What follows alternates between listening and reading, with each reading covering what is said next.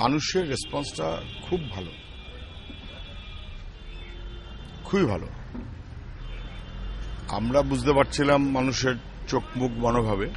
3 বছর আগে বা 4 বছর আগে মনে করছিলেন মানুষ ইরিটেশন টুয়ার্ডস লেফট, অনেকদিন ধরে আছে, একটা দেখা যাক না। আর এখন তো দেখাটা হয়ে গেল, ফলে পরিবর্তনের মনোভাবটা বা স্লোগানটা আস্তে আস্তে বদল করে পরিত্রাণের স্লোগানে উপস্থিত হচ্ছে। মানে এখন এদের কাছ থেকে পরিত্রাণ পেতে পারলে বাঁচি। বুঝলেন, আন্না হাজারেও কিন্তু পরিত্রাণ চাইল, আন্না হাজারে ঢুকে পড়েছিল, পরিত্রাণ চাইল। আমাদের রাজ্যের মানুষও একটা বড় অংশ এটা ফিল করছেন। আমি তার কারণের মধ্যে যাচ্ছি না। নারী নির্যাতন থেকে শুরু করে কম বয়সের ছেলে মেয়ে, টেট পরীক্ষা, সবাই সব বুঝতে পারছেন, সংসার চালাতে পারছেন না। আর যে ল্যাঙ্গুয়েজ, যে বডি ল্যাঙ্গুয়েজ শাসক দলের হচ্ছে, অ্যাজ ইফ তোলাবাজ শাসক দল এবং পুলিশ তিনটে একসাথে ব্র্যাকেটেড হয়ে যাচ্ছে, এটা লোকে পছন্দ করছে। গতবারের নির্বাচনে সব কেন্দ্রের প্রার্থী ছিলেন একজনই, তার নাম মমতা ব্যানার্জি। বিধানসভা নির্বাচনে সবকটা কেন্দ্রের 294টা প্রার্থী ছিলেন একজনই, তার নাম মমতা ব্যানার্জি। এবং সেটা তিনি গর্ব করেই বলতেন, সিপিআইয়ের বিরুদ্ধে সব শক্তির আমি হচ্ছে একা প্রতিভূ। আপনি এত উল্টোভাবে দেখুন বা তার কারেক্টভাবে দেখুন। গতকাল পৈলানে কর্মী সভায়, মানে আমার তো খুবই কষ্ট হচ্ছে ভাবতে যে শ্রীমতী মমতা ব্যানার্জিকে প্রকাশ্যে বলতে হলো নির্বাচনটা কঠিন। যিনি তুড়ি মেরে ছাড়া কথা বলতে চান না, 1 মিনিটে 2 মিনিটে যিনি কাজ হাসিল করেন, স্যাটাস্যাট সব সমস্যার সমাধান করে দেন, তাকে কালকে কর্মী সভায় সময় ধরে বোঝাতে হয়েছে ভাই নির্বাচনটা কত কঠিন।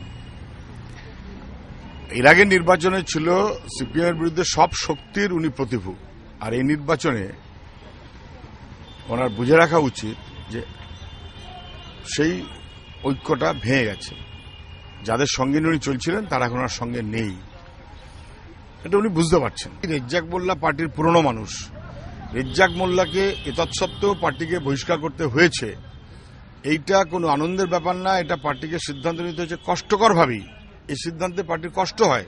যে কোনো মানুষকেই আমাদের যদি সরিয়ে দিতে হয় বা বহিষ্কার করতে হয়, শাস্তিমূলক ব্যবস্থা নিতে হয়, সব আনন্দ হয় না। কিন্তু এটা রেজ্জাক দাও জানেন যে বহিষ্কার না করে কোনো উপায় ছিল না, সেটা উনি স্বীকারও করেছেন আমার সংক্রান্ত কথা প্রসঙ্গে। বহিষ্কারের পর আমি ওনাকে ফোন করেছি। সৌজন্য তো অন্য জিনিস, বহিষ্কার করলে সৌজন্য করা যাবে না, দেখা করা যাবে না, কথা বলা যাবে না। আশীর্বাদ চাইবার প্রশ্ন এখনো ওঠেনি। কিন্তু আমি যেটা বলেছি এবং ওনার সঙ্গে আমার যা কথা হয়েছে তার থেকে আমি যা বুঝি, তৃণমূলের পক্ষের মনোভাবটা ওনার নেবার কথা নয়। যদি নেন তাহলে যে এলাকার মানুষের সঙ্গে জয়টা বেশি, সে এলাকার মানুষ বড্ড বিরক্ত হবে, বড্ড বিরক্ত। এটা উনি বোঝেন নিশ্চয়ই। এবং যে কথা উনি বলছেন সেই কথার কোনো জাস্টিফিকেশন উনি তৃণমূল কংগ্রেসে পাবেন না, এটা উনিও নিশ্চয়ই জানেন।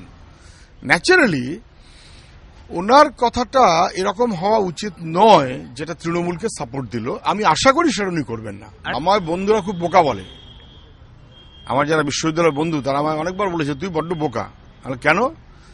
তুই আর যাদবপুরের ইঞ্জিনিয়ারিং এ পিএইচডি করে বিদেশে অধ্যাপনা না করে তুই চাকরি পার্টি করতে লেগে বললি? আমি অধ্যাপনা করিনি, এটা আমার স্ট্রেংথ, এটা আমার উইকনেস নয়। প্রতিপক্ষকে কখনোই অগুরুত্বপূর্ণ বলে মনে করা উচিত না। সব প্রতিপক্ষই গুরুত্বপূর্ণ, কিন্তু সব প্রতিপক্ষ গুরুত্বপূর্ণ হলেও নির্বাচনটাকে সিরিয়াসলি নিলেও ব্যক্তিগতভাবে কাউকে অনেক বেশি ফুলিয়ে অথবা ছোট করে দেখাটা আমার পক্ষে সমীচীন নয়। আমি সেটা দেখতে পছন্দ করি না। উনি আমার প্রতিপক্ষ, আমার শুভেচ্ছা থাকলো, দেখা হলে সৌজন্য বিনিময় হবে, দ্যাটস অল।